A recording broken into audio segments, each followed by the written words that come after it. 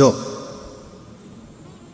ઉપરાષ્ટ્રપતિ બને ને એકવાર, પછી એના રાષ્ટ્રપતિ બનવાના ચાન્સીસ વધારે કહેવાય.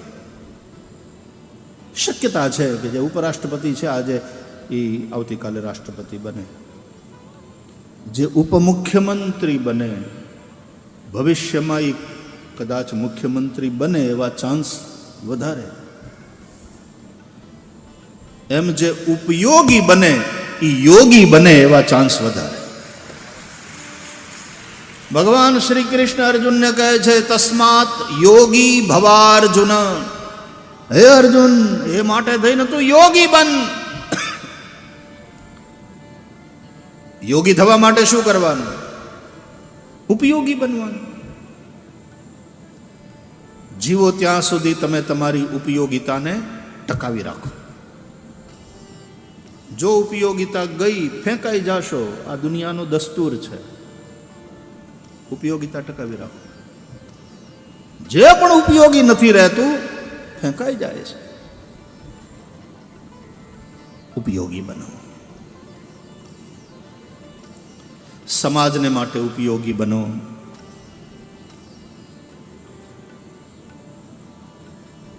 ભગવાનને માટે ઉપયોગી બનો.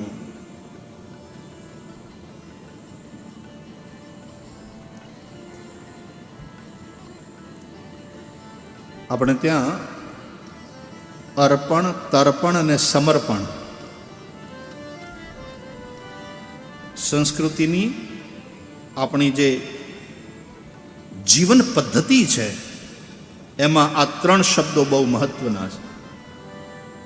અર્પણ, તર્પણ, સમર્પણ.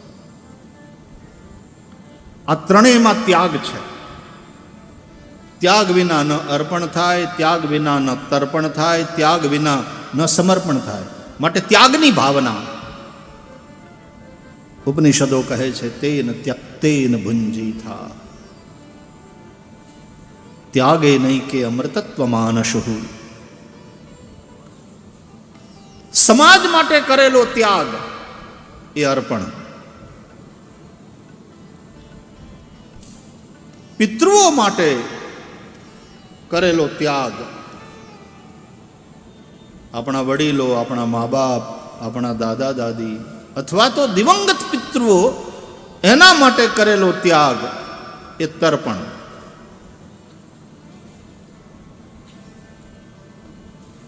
અને દેવતાઓ માટે કરેલો ત્યાગ એ સમર્પણ. આ ત્રણેય માટે ત્યાગ કરવો જોઈએ. કેમ? કારણ કે ત્રણેયનું આપણા ઉપર ઋણ છે. આપણા મા બાપનું, આપણા પૂર્વજોનું આપણા ઉપર ઋણ છે, પિતૃ ઋણ. એટલે તર્પણ કરવું જોઈએ, એના માટે ત્યાગ કરવો જોઈએ, ઋણ ચૂકવવું પડે. સમાજનું ઋણ છે આપણા ઉપર, સમાજના મનુષ્યોનું ઋણ છે. હું પૈસાદાર બન્યો હોઉં તો સમાજમાં અને સમાજ થકી. હું મોટો બનીને પૂજાતો હોઉં, પ્રસિદ્ધિ મને મળી હોય તો એ સમાજ થકી. સીધી સી બાત હૈ. એટલા માટે સમાજનું મારા ઉપર ઋણ છે. સમાજ માટે હું ત્યાગ કરું. સમાજ સેવા, સમાજના ઉત્થાન માટે, રાષ્ટ્રના ઉત્થાન માટે હું જે સમય આપું, અર્પણ. સંઘ પરિવારને 100 વર્ષ થયા, શતાબ્દી વર્ષ છે. કોઈ બીજા ઉત્સવ નહીં, પણ નવા સંકલ્પો સાથે અને નવા જોશ સાથે પાછા બધા જ પૂર્ણ સમયના કાર્યકર્તાઓ હોય કે બીજા કાર્યકર્તાઓ હોય, એ બધા લાગ્યા છે સમાજોત્થાન, રાષ્ટ્રોત્થાન, ભારતીયતાની રક્ષા.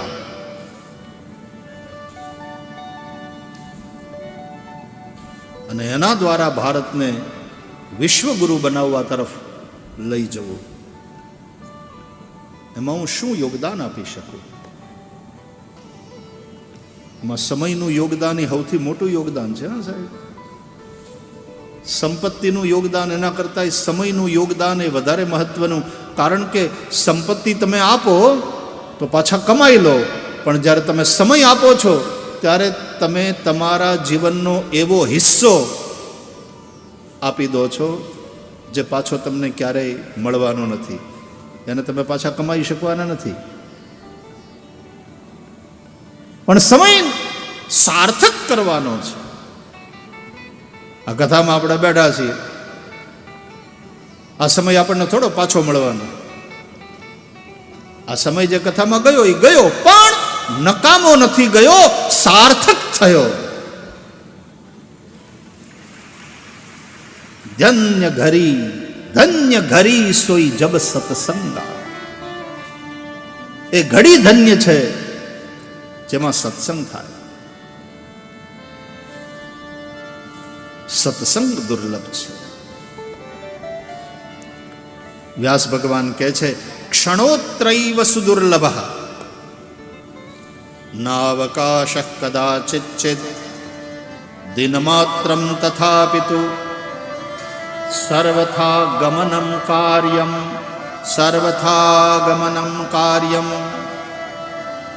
ક્ષણોત્રૈવ સુદુર્લભ.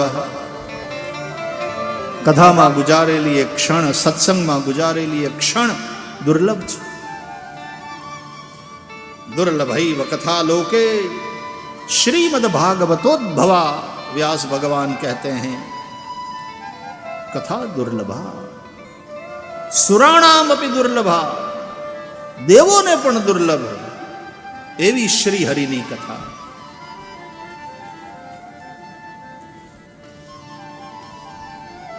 અર્પણ તર્પણ, દેવતાઓ માટે કરેલો ત્યાગ, સમર્પણ. વાયુ દેવતા, વરુણ દેવતા આજે વરસ્યાને લ્યો. હમણાં એક જણો મને કહેતો હતો કે આ તો જવાનું નામ નથી લેતો. આપણે એમ કહીએ ને કે તો અતિથિની જેમ આવીને વયો જાય, તો હવે પૂછવાનું મન થાય છે, અતિથિ તુમ કબ જાઓગે? આ બહુ કરી ભાઈ, હવે હવે હવે પધારો. પાછા હવામાન ખાતાવાળા કે ચોમાસાએ વિદાય લીધી, એમ હશે.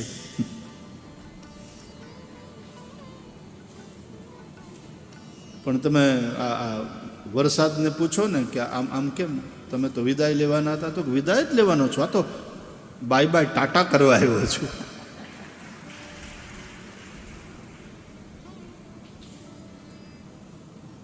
કે બહુ સારું, લ્યો હવે આવજો પાછા આવતા ચોમાસે. તો કે નહીં, એમ તો વચ્ચે વચ્ચે યાદ આવશે તો વળી મોઢું દેખાડી જશું. એ ટાણા વગરના મોઢું દેખાડવા આવે એ માવઠા, નહીં તો વરસાદ. મેઘ રાજા, રાજા જેવું એને માન મળે. તો વરુણ દેવ, સૂર્યદેવ, ચંદ્રદેવ, વાયુદેવ, અગ્નિદેવ, પ્રકૃતિના બધા તત્વોને આપણે દેવ કહીએ છીએ.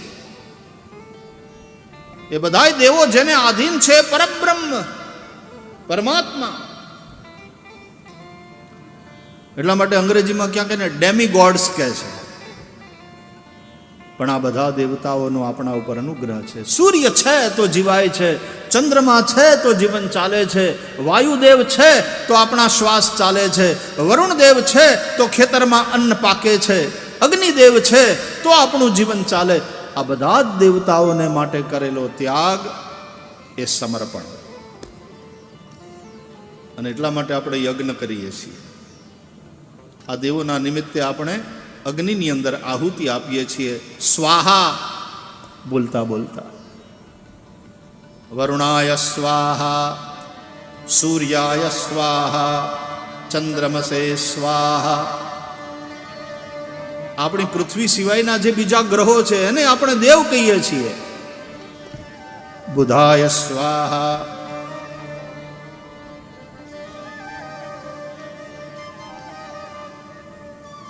ગુરુ શુક્ર શનિ બધા ગ્રહોને આપણે દેવ માનીએ છીએ. આપણો સનાતન ધર્મ આ પ્રકૃતિની પૂજા કરતા આપણને શીખવાડે છે. પ્રકૃતિને માતા ગણો, એને પૂજ્ય ભાવે તમે જુઓ. એ માં તમને દૂધ પાય, એ માં તમને વાલ કરે, એ માં થકી જ તમારો દેહ બને છે અને એ માં થકી જ તમારો આ દેહ પોષાય છે. એ માતા પ્રકૃતિનું ક્યારે શોષણ ન કરો, પૂજન કરો. અત્યારે માણસ પ્રકૃતિનું શોષણ કરવા ઉપર ઉતરી આવ્યો છે. એ પ્રકૃતિ સાથેનો દુર્વ્યવહાર છે, એ પાપ છે. નદીઓને ગંદી કરવી એ પાપ છે.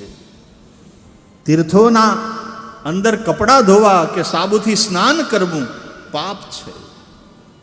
પૃથ્વી ઉપર ગંદકી કરવી એ પાપ છે. અરે અકારણ વૃક્ષચ્છેદન પાપ છે. અહીંયા તો ભગવાનની પૂજા માટે તુલસીના પાન લેવા જઈએ તો પહેલા તુલસીના છોડની પૂજા કરીએ, પ્રણામ કરીએ, ક્ષમા માગીએ અને પછી તુલસીના પાન તોડીએ. આ પ્રકૃતિની પૂજા તો સનાતન ધર્મે આપણને શીખવાડી. આ કોઈ નોખો માર્ગ નથી, આ સનાતનની અંદરનું જ છે. આ ઋષિઓએ શીખવાડ્યું છે આપણને. અરે તુલસીના પાન તોડતા પહેલા તુલસીની પૂજા કરી, તુલસીને પ્રણામ કરી, એની ક્ષમા માગીને પાન તોડીએ તો સવારના પહોરમાં જ્યારે આપણે જાગીએ ત્યારે પૃથ્વી ઉપર પગ મૂકતા પહેલા પૃથ્વીને પ્રણામ કરી અને આપણે પૃથ્વીની ક્ષમા માગીએ છીએ. પાદસ્પર્શં ક્ષમસ્વમે સમુદ્ર વસને દેવી પર્વતસ્તન મંડલે વિષ્ણુ પત્ની નમસ્તુભ્યમ પાદસ્પર્શં ક્ષમસ્વમે.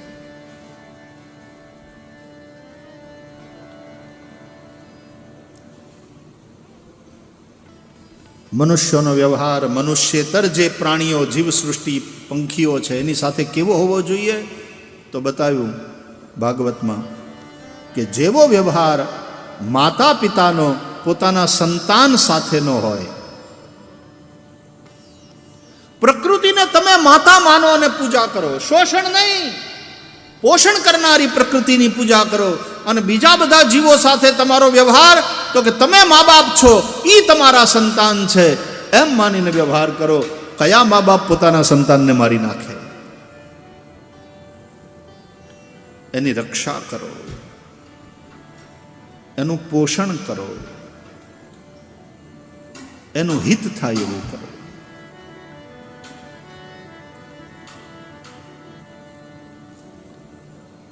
આ ભાગવત આપણને શીખવાડે છે. આ ઋષિઓનો સંદેશ છે.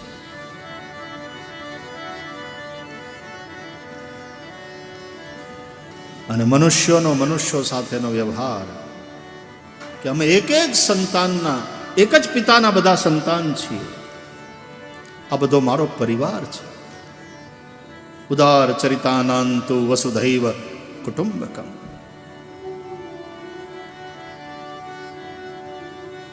પરસ્પર પ્રેમ. મારામાં પણ ભગવાન બેઠો છે, તારામાં પણ ભગવાન બેઠો છે. હામાં મળીએ ત્યારે આપણે રામ રામ કરીએ છીએ. મારામાં પણ રામ છે, તારામાં પણ રામ છે.